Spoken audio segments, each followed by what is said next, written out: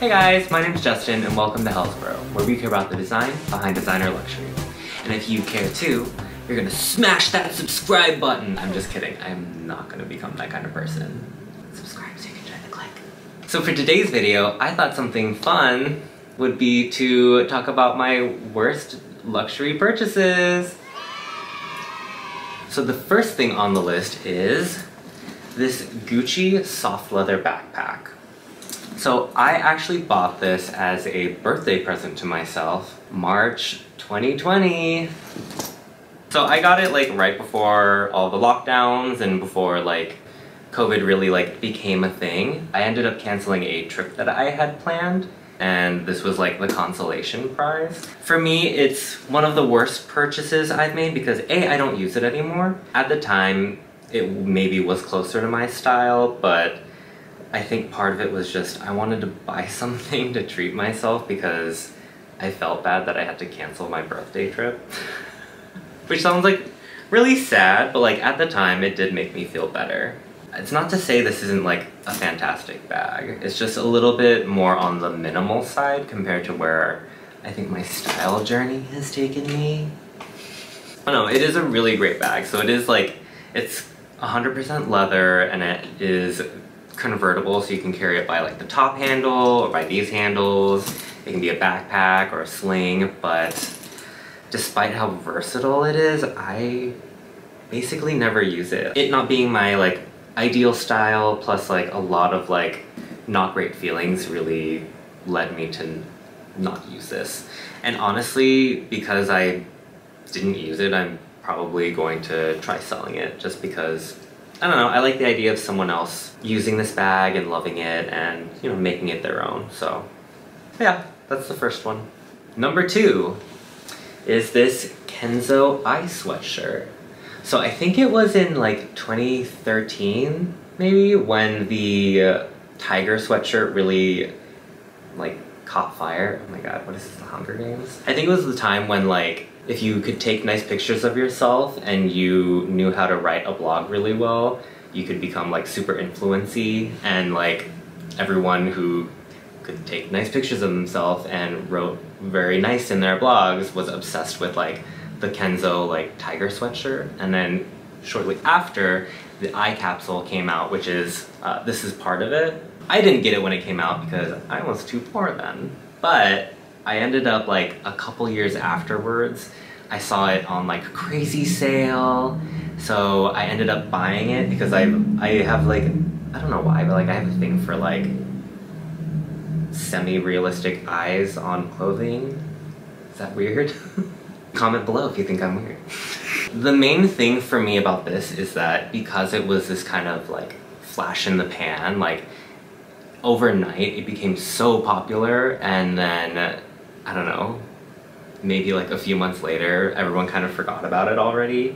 That's kind of why I'm like kind of over it now. Like I still do wear it, but like I really think that like when buying these like luxury purchases, chasing trends is like never the way to go, because if it's not something that you really like, or like if it's not a design that you really like identify with or find really important to you, you're gonna just get tired of it and you're not gonna want to use it anymore.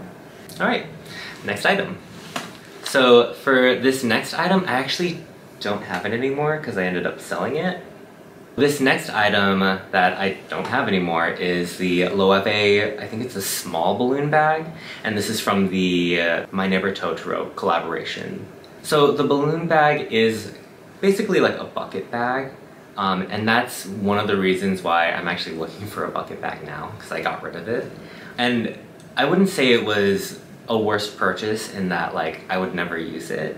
I think the only reason why it ended up becoming a worst purchase is because I ended up finding the dream bag from that collaboration, actually, which is the small puzzle with the soot sprites. If I wasn't fortunate enough to like find this bag and like be able to buy it, it wouldn't be on my worst purchases. It might even be one of my best purchases, but because like I was so invested in getting like this bag, and like along the way I kind of made other purchases like, oh well, if I can't get that bag, at least I'll have this one.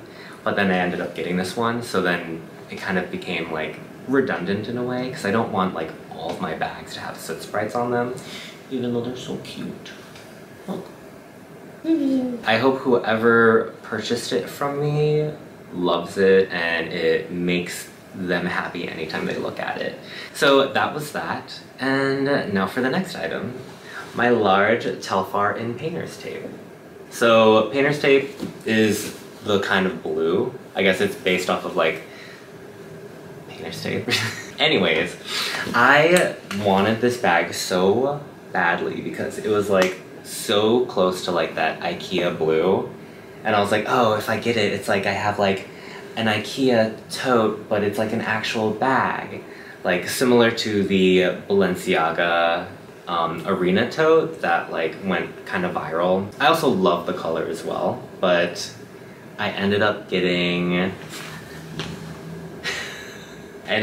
the arena tote in the blue from Balenciaga. I think I have this issue where like I see something that I like, that I really want, that I know is going to be very difficult for me to find, and along the way I see something that's like, oh, that would be nice in case I can't get the one thing that I want, so then I buy it and then I get the thing that I want.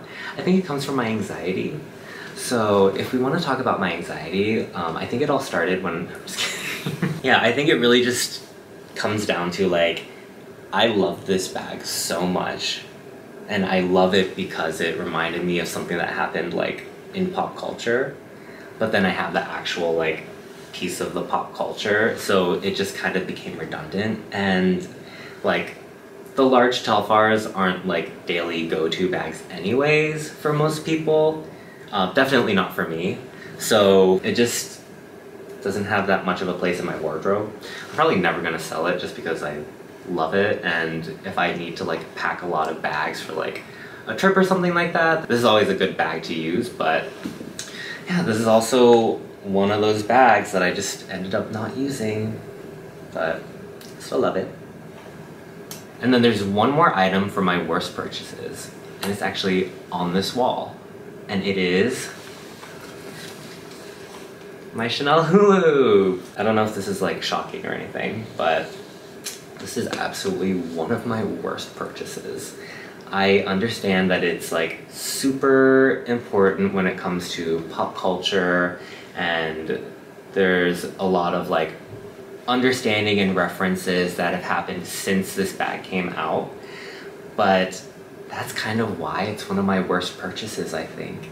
I'm a little afraid to use this bag. I've told myself like, oh, when I go out to dinner, or when I like go to Copenhagen or something like that, like, oh, I'll just like wear this bag. But then it ends up being like, oh, is it gonna rain? Or, oh, if it's gonna be busy, I don't wanna wear it in case it gets scratched or something. Cause like this leather is the lambskin, so it's so soft. And I love that it's so soft. But that's also like the main thing I'm afraid of. It's kind of the whole thing of like, if something's too precious, you're not gonna wanna use it. So then it just sits and is this thing that it almost is like a trophy, where it's like there's no point to it.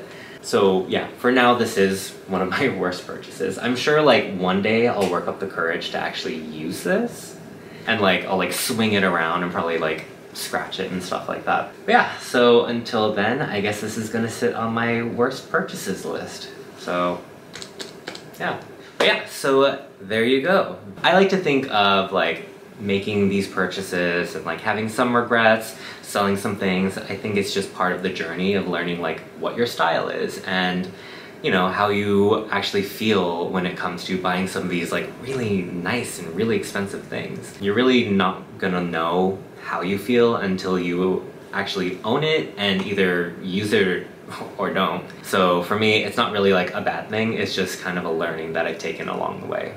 Do with that what you will. If you like this video, please make sure to like and subscribe. It lets me know that you like this kind of content and that you too care about the design behind designer luxury. Until next time, I'm gonna just keep staring at it because that's all I can do with it. It's nice to look at though.